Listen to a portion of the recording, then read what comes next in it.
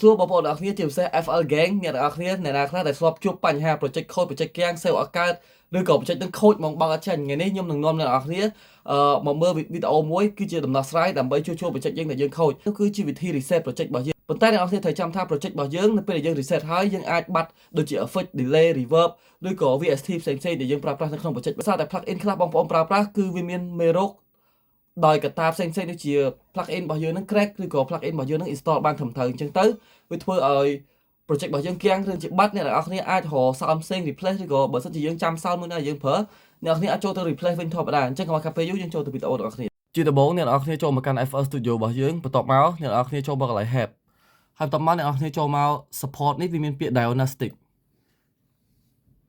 បន្ទាប់ពីវាចេញផ្ទាំងនឹងហើយអ្នកនរគ្នាជ្រើសរើសមើលចំណុចកន្លែងនេះយើងចុចយកកន្លែង Fix FL Studio Song Project កន្លែងហ្នឹងមានន័យថាយើងទៅជ្រើសរើស project របស់យើងមួយណាដែលវាមានបញ្ហាបន្ទាប់មកនៅពេលដែលវាចេញកន្លែងនេះអ្នកនរគ្នាចុចពាក្យ browser មកហើយយើងទៅស្វែងរក project មួយណាដែលយើងទុកឧទាហរណ៍ថាឥឡូវ project របស់ខ្ញុំទុកនៅលើ desktop ខ្ញុំចុចទៅលើ project នេះមួយចុះបន្ទាប់មកវានឹងសួរយើងហើយថា remove the plugin that crash when file was saved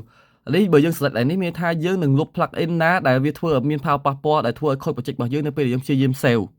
ទី1នៅពេលដែលយើង save ទៅ save ឲ្យកើត project នឹង crash project ខូចយើងអាចចុច select កន្លែងហ្នឹងហើយទី2វិញ remove plugin that crash when the file open មានន័យថា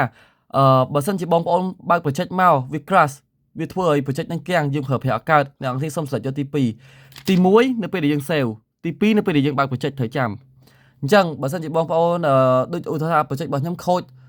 ទី2ចុះបើក file អត់កើតនេះអ្នកនរគ្នាឃើញវា load plugin មកដែលយើងប្រើប្រាស់នៅក្នុង project ហ្នឹងឯងអញ្ចឹងយកដឹងថាមួយណាវាមានបញ្ហានៅក្នុង project របស់យើងឯងបើសិនជាបងប្អូនដឹងអ្នកនរគ្នាគ្រាន់តែចុច select all មកនៅពេល select all ហើយវានឹង select អានេះទាំងអស់ហើយបន្ទាប់មកយើងអូសមកខាងក្រោមយើងគ្រាន់តែចុច start មក load ជាការស្រេចបន្ទាប់មកអ្នកនរគ្នាចូលទៅលើកន្លែងណាដែលយើងទុកឧទាហរណ៍ថាបើខ្ញុំទុកខ្ញុំដាក់ project ខ្ញុំនៅលើ desktop ឥឡូវនេះវាឃើញនៅលើ desktop ហើយអ្នកនរគ្នាត្រូវរកពាក្យថា recover ដោយសារអាពាក្យនេះគឺ project ដែលយើងបានជួសជុលហើយអរគុណអ្នកនរគ្នាសម្រាប់ការតាមដាន